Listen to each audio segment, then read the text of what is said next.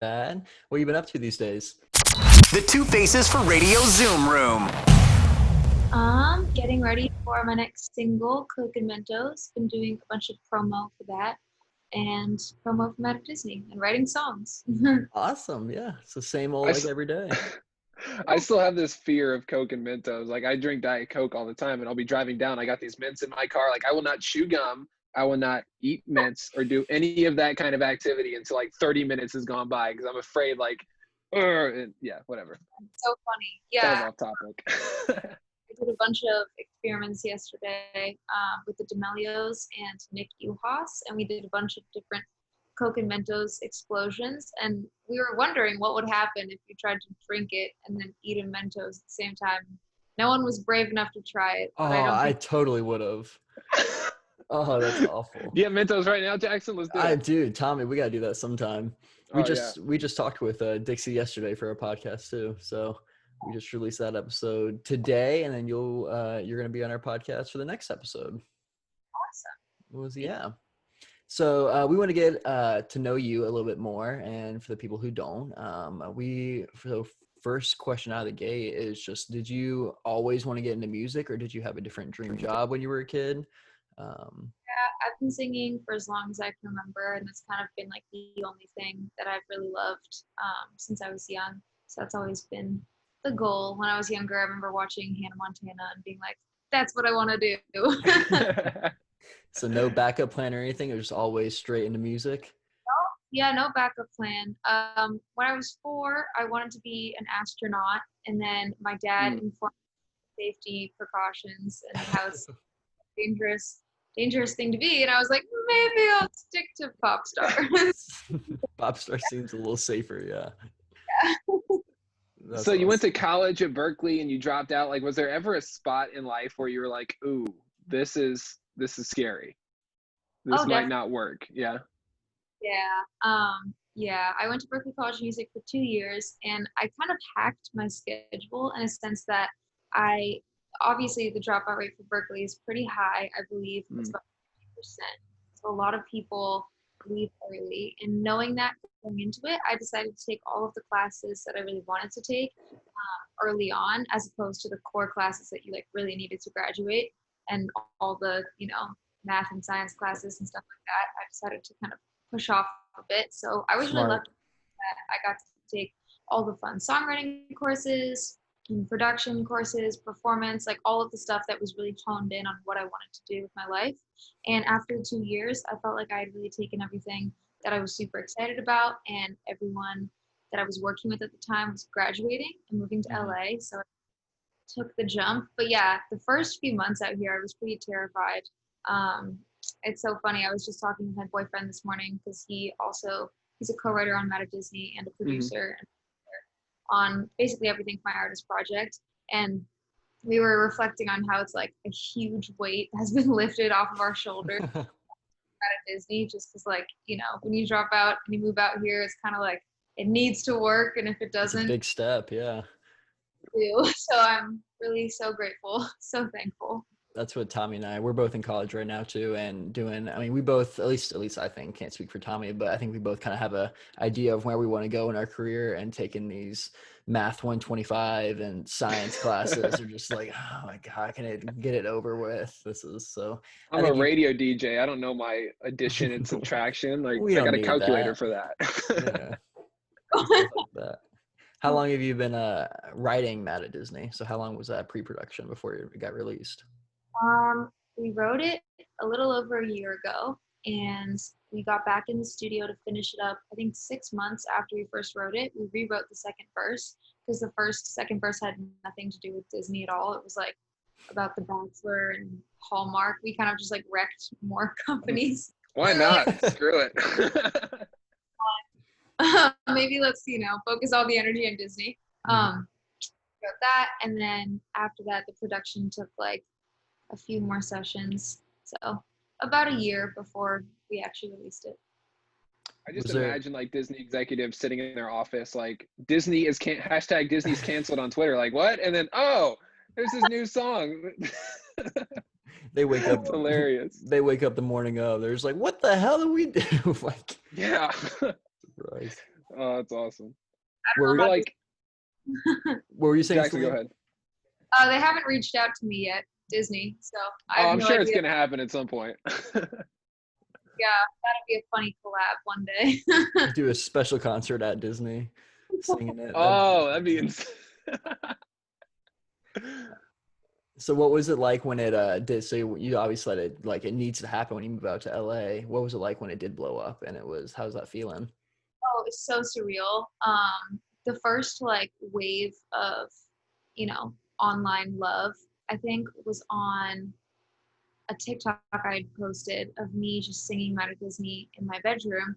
And I had signed to my label the week before on my 21st birthday, which was just the best timing ever. Awesome. Mhm. Yeah, it was crazy coincidence, amazing. And then I posted that TikTok in the morning, and then I went to Trader Joe's to go food shopping because that's like in quarantine. That's like my big outing. I like Yeah. dress at Trader Joe's. It's great. Um, and I was walking out of the store, and I just like checked the TikTok, and I was like, oh, it's doing pretty good. It has like 5,000 views. And then I refreshed. I was like, now it has 10,000 views. And I refreshed again. I was like, 18. What's going on? My boyfriend That's and I were, awesome. this must be broken. Like it must be, glitching. The app can't be working right. And hit like 1 million in a day, which was absurd. And I remember just like calling my parents, and we made it a drinking game actually that night. We had bets on like what number to be at before midnight. Like whoever lost had to take a shot. It was very funny. It was a That's whole awesome. um but yeah, I still can't believe what's going on. I'm still just in shock, honestly. Did you So like, go ahead, walk Tommy? me through life like a month before that song came out. Like, did you guys think it was gonna do what it did, or did you just think it was gonna be another song, or like, explain that process to me? Absolutely not. The song has actually also been out for a bit of time. It got like re-released once I signed with my label, but originally it was out for like 3 months, and there wasn't really much traction going on. Mm, Originally, I was just planning on releasing it as like a single to kind of tide people over into an EP because I had an EP all ready to go, and that was just going to like bridge the gap. I really didn't think that was going to be like the single, but I was surprised. Yeah, a month before everything happened, I was a bit in quarantine, obviously, staying safe. I've been writing songs every day. Honestly, it's very funny because in one sense, like everything has changed online. Like my whole life is completely different online.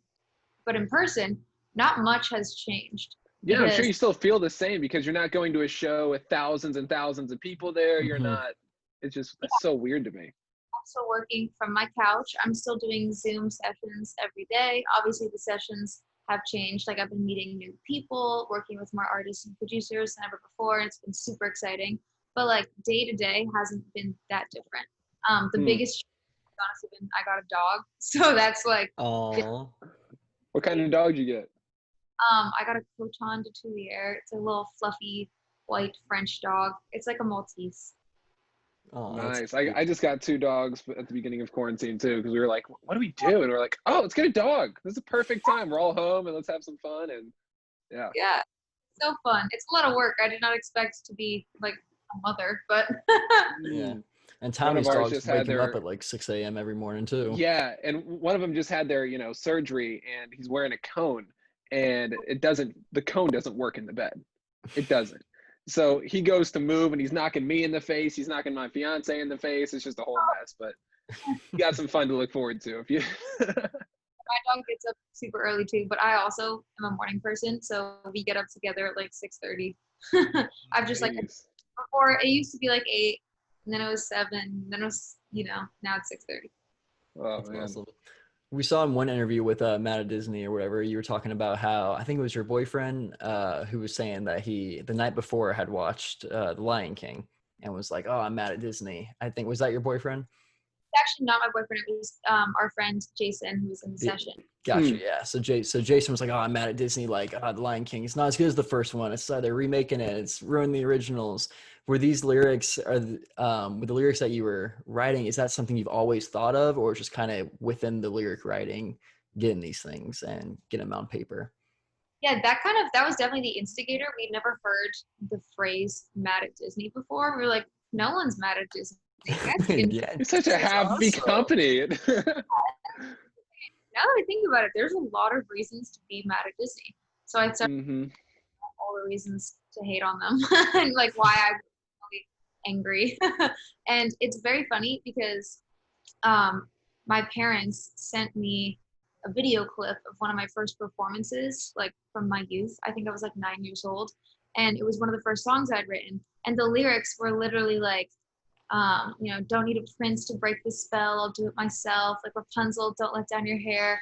Fairy tales never leave their page lies. It was so funny. So it was like part one of Mad at Disney. So I think when Jason said that, it kind of resurfaced all these old, feelings of angst and distrust towards Disney. That's Yeah. awesome. I'm sure your parents have a ton of videos of you as a kid that they could use in the future of you singing and writing. Not I even just mean, like there's audio files because I used to go to this camp. I started going when I was 4. It was like right down my street, and it was like an all-encompassing summer camp. So they literally had anything that anyone wanted to do, it was there, and they had like a hmm. really cool little recording booth set up. I don't know why, but I was just drawn to that when I was 4. So I would sit there all day and just like sing nonsense into the microphone, and they would record it on like a CD. And they would give us CDs at the end of the day. So my parents have stacks of CDs from when I was like 4 and 5, just singing literally whatever came to mind. And it was blackmail. Whenever I would bring a boy home in high school, oh, listen to Salem's 5-year-old CD. I was like, no, No, you don't have to do that, Mom. It's okay. it's torturous. I'm about to expose my little brother real quick, but when we were younger, he was kind of just like that, right? He was big into like the whole High School Musical stuff.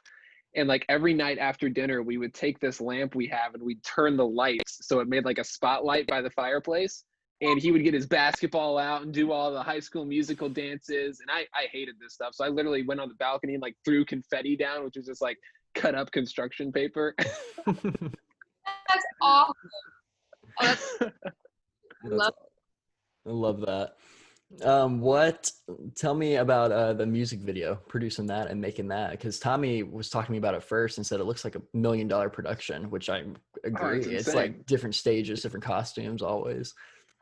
Thank you. Yeah, that was a crazy process. We put that together in about a week. We filmed it on a Monday and it was released on Thursday. It Whoa. was by Philip Lopez, and oh my God, Philip was an absolute star. He like directed everything and he also edited it. So he stayed up like I think it was like a 20-hour day almost filming it. It was crazy. And then he stayed up Dang. after that to edit it, and then all of the next day. He sent us the first version the next day. It was the fastest turnaround time I've ever experienced, but it was so fun. And I think all the sets were designed the day before filming, and then they were like building some of the sets while we were working on other ones. Hmm. It was complete chaos, but really, really fun. Definitely the biggest production of anything that I've ever been a part of. It was also cool because like we did it in a very safe way. Everyone got rapid tested in the morning to make sure they were all negative, and then we still Hmm. saw Hmm. masks whenever we weren't in front of the camera. But it was like the most people that I've been around all of quarantine. So just to like feed off of people's energy in the room was so incredible. That's What awesome. did you guys like procrastinate it in a way that you guys had to turn it around that fast, or was it a thing where you were like, oh, it's got to come out this day for whatever? Kind of like we had all these ideas and we were just trying to like consolidate it. And then once we finally did, we were like, okay, we need to do this right away.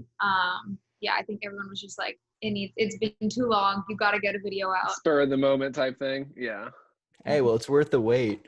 Talk to me. What are the big ears? Tommy and I both noticed Yes. that you were in the entire video. Well, the whole video, basically the concept of it was we wanted to take the stereotypical Disney tropes and kind of flip them on their head a little bit and make fun of them. So we had, me on the moon dressed as a knight in shining armor, and like me on the white horse, and the Rapunzel in the castle and all of that. And we wanted to have the ears that were kind of representing like an elf or something like that. And they were supposed to only be for the scene where I was dressed as like an elf sitting on a mushroom.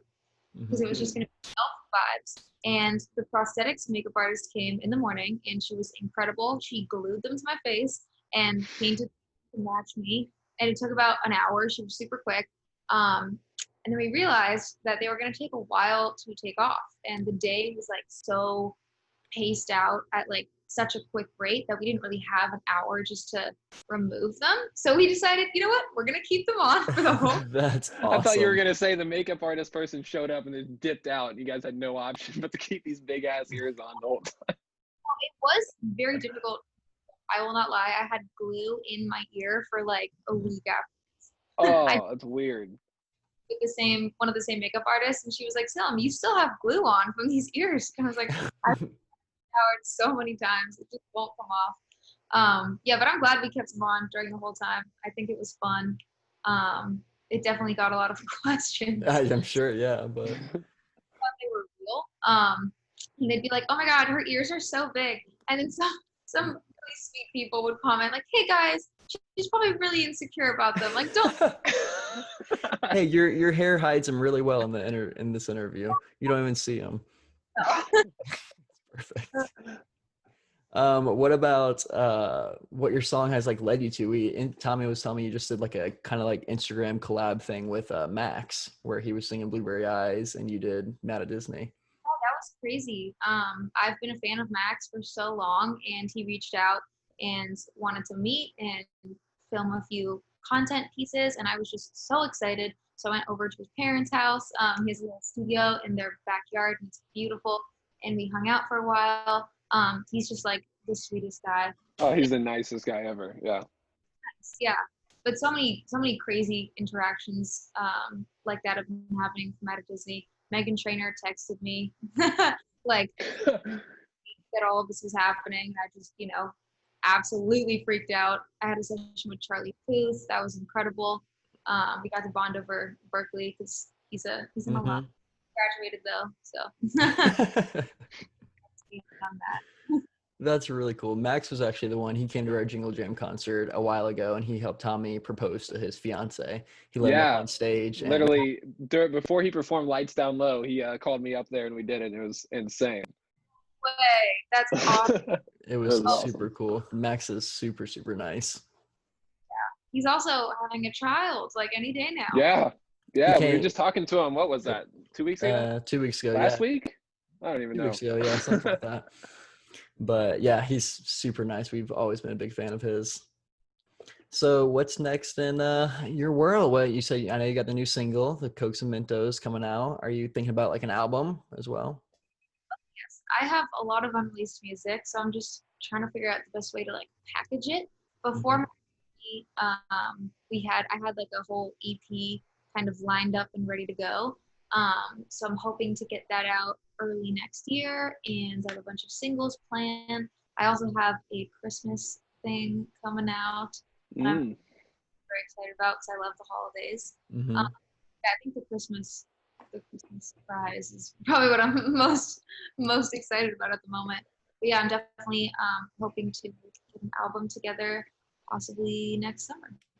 Awesome, really cool. What Nice. about you? Looking forward to like touring once the world gets back on track?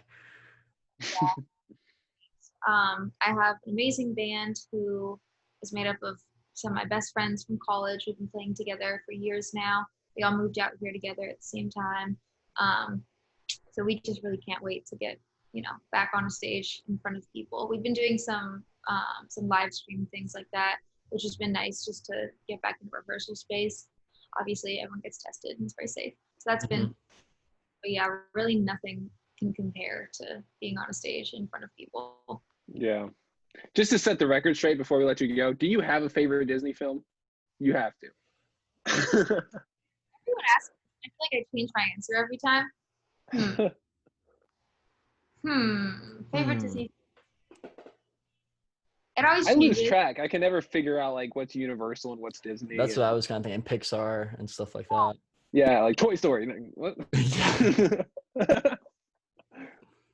But Atlantis, I recently saw that again. My boyfriend and I were watching it, and I love that one. I used to have a crush on Milo when I was a kid. Oh, that's super cute. Probably that. the moment. Well, there you go.